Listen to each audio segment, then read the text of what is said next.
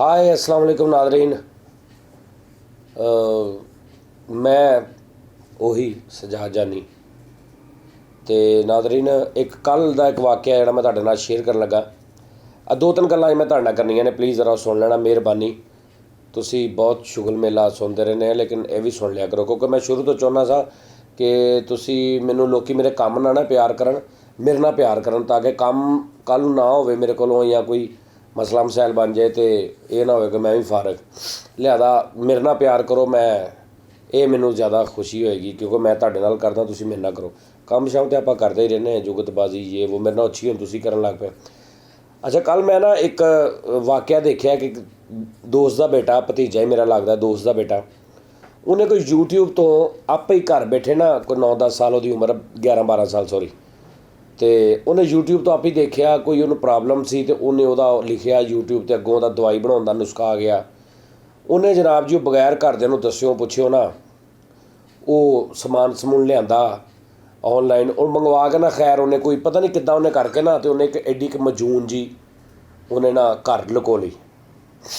अच्छा, वो मजून जी उन्हें लुको ली यूट्यूब तो देख के। हुण जिद्दां भी वो उत्थे दस्सिया सी खाण दा, उन्हें 4-5 दिन भाई ने खाधी है बच्चे ने, तो 6वें-7वें दिन भाई नहीं हस्पताल चले गए ने,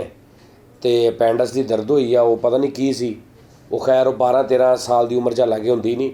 लेकिन वो डॉक्टर ने कहा जी कि अपेंडिक्स की प्रॉब्लम वो उस नाड़ दे विच जिहड़ी अपेंडिक्स की होंदी उहदे च कोई मसला बन गया। तो वो मैनू फिर बाकी भी लिंक सारे जेहन दे विच आ गए कि यार वाकई यूट्यूब ते असीं देखीदा है कि बगैर कोई गलबात, बगैर कोई पुछिओ दस्सिओ, बगैर किसी डॉक्टर की, बगैर किसी यानी जिहदा मूँह चुक्या उन्हें हैल्थ का अपना चैनल बनाया और दुनिया जहान के मसले दस रहा। तुसीं यूट्यूब पर लिखो पेट दर्द का इलाज, ज़िंदगी में कभी पेट दर्द नहीं होगी, ज़िंदगी में आँखें इतनी तेज़ जैसे पता नहीं क्या हो जाएगा, ठीक है जी, कभी ज़िंदगी में दिल जो है वो कमज़ोर नहीं, इस तरह की इबारतां लिखियां होंदियां ने उहदे उपर, ऐसियां मज़ेदार इबारतां लिखियां होंदियां ने। शुगर एक ही खुराक में ज़िंदगी भर के लिए आपसे दूर, ब्लड प्रेशर का मर्ज़ समझो आपको नहीं है,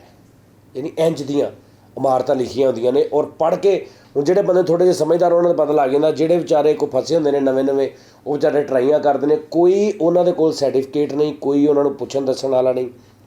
कोई उन्हां दा नुकसान किसी नूं हो जाए वो कोई जिम्मेदार नहीं। तो ये किनूं आपां मतलब कहना है, अगर ये तुहानूं तुसीं अगर मेरी गल नाल एग्री करदे जे तो आप की कर सकते हैं, मतलब तुसीं मैनूं मशवरा दिओ या कोई कमेंट्स दसो कि ये साडी गौरमेंट नूं नहीं चाहिदा, ये किड्डा वड्डा मसला है। गौरमेंट साडी जिहड़ी है बाकी किन्नियां चीज़ां दे उपर रखदी है नज़र कि इदां ना करो, इदां ना करो, लेकिन अगर फिर पता नहीं अक्सर लोग आम जिहा कैमरा मोबाइल का लैके भी सड़क ते खलोते किसी महल्ले की नुक्कड़ ते कह रहे होंगे कि अगर वज़ीर आज़म साहब देख सकते हैं तो मैं ये दिखाऊँगा, और मेरी वज़ीर आज़म साहब से दरख्वास्त है कि ये ज़ाहरी बात है, वो पता नहीं कित्थे बेचारा खलोता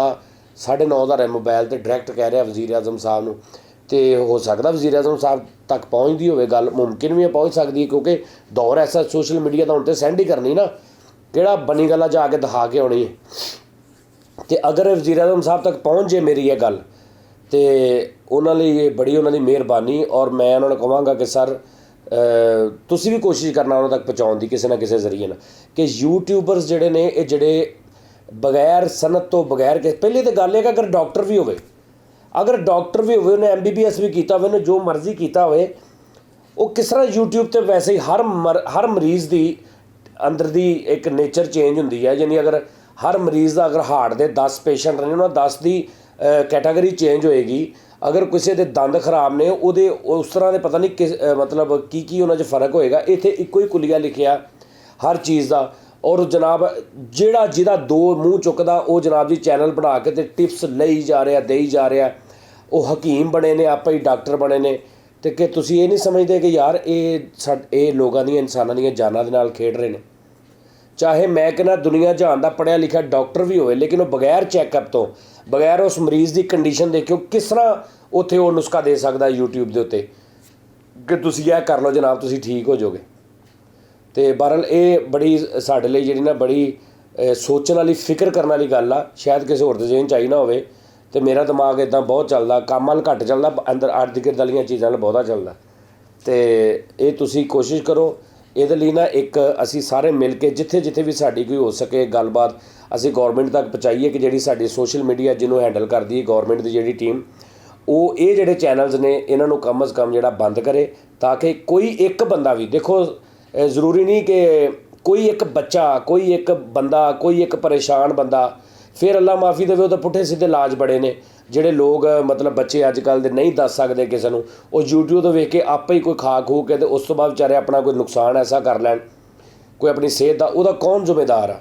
ਕੋਈ ਜ਼ਿੰਮੇਦਾਰ ਹੈਗਾ? ਉਸ ਚੈਨਲ ਵਾਲੇ ਨੂੰ ਕਿੱਥੋਂ ਫੜੋਗੇ ਜਾ ਕੇ? ਤੁਹਾਡਾ ਬੱਚਾ ਜੋ ਘਰ ਬੈਠਾ ਕੋਈ ਜਾਂ ਭਰਾ ਜਾਂ ਕੋਈ ਰਿਸ਼ਤੇਦਾਰ ਜਾਂ ਭਤੀਜਾ ਭਾਂਜਾ ਕੋਈ ਦਵਾਈ ਲੈ ਕੇ ਇੱਦਾਂ ਖਾ ਲਵੇ, ਜਾਂ ਤੁਸੀਂ ਖਾ ਲਓ ਜਾਂ ਕੋਈ ਬੰਦਾ ਖਾ ਲਵੇ, ਉਹਦੇ 'ਚ ਕੋਈ ਇਫੈਕਟ ਅਗਰ ਪੈ ਜਾਂਦਾ, ਕੋਈ ਨੁਕਸ ਹੋ ਜਾਂਦਾ, ਕੋਈ ਨੁਕਸਾਨ ਹੋ ਜਾਂਦਾ, ਉਸ ਬੰਦੇ ਦੀ ਸਿਹਤ ਬਰਬਾਦ ਹੋ ਜਾਂਦੀ ਹੈ, ਜਾਨ ਤੱਕ ਜਾ ਸਕਦੀ ਹੈ, ਉਹ ਕਿਹਨੂੰ ਫੜੋਗੇ ਜਾ ਕੇ?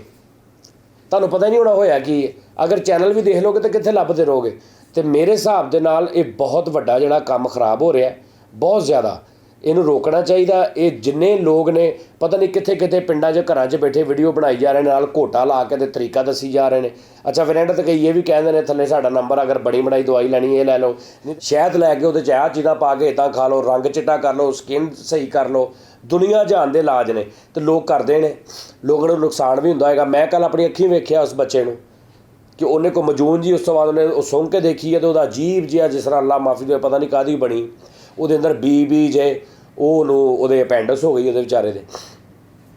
ਇਸ ਤੋਂ ਨਾ ਮੈਂ ਇਹ ਤੁਸੀਂ ਕਮੈਂਟਸ ਦੇ ਵਿੱਚ ਦੱਸਣਾ ਕਿ ਮੈਂ ਗੱਲ ਸਹੀ ਕਰ ਰਿਹਾ ਕਿ ਨਹੀਂ ਸਹੀ ਕਰ ਰਿਹਾ, ਔਰ ਇਹਨੂੰ ਰੋਕਣਾ ਚਾਹੀਦਾ ਕਿ ਨਹੀਂ ਚਾਹੀਦਾ। ਅਤੇ ਆਪਾਂ ਨਾ ਇੱਦਾਂ ਹੀ ਕੋਈ ਡੇਲੀ ਆਪਾਂ ਕੋਈ ਗੱਲਬਾਤ ਕਰਿਆ ਕਰਾਂਗੇ, ਜਿਹੜੀ ਮੇਰੇ ਜ਼ਿਹਨ 'ਚ ਆਇਆ ਕਰੀ ਮੈਂ ਤੁਹਾਡੇ ਨਾਲ ਸ਼ੇਅਰ ਕਰਿਆ ਕਰਾਂਗਾ। ਅਤੇ ਇਨਸ਼ਾਅੱਲਾ ਤੁਸੀਂ ਆਪਣਾ ਬਹੁਤ ਬਹੁਤ ਖਿਆਲ ਰੱਖਣਾ ਔਰ ਦੁਆਵਾਂ 'ਚ ਯਾਦ ਰੱਖਣਾ,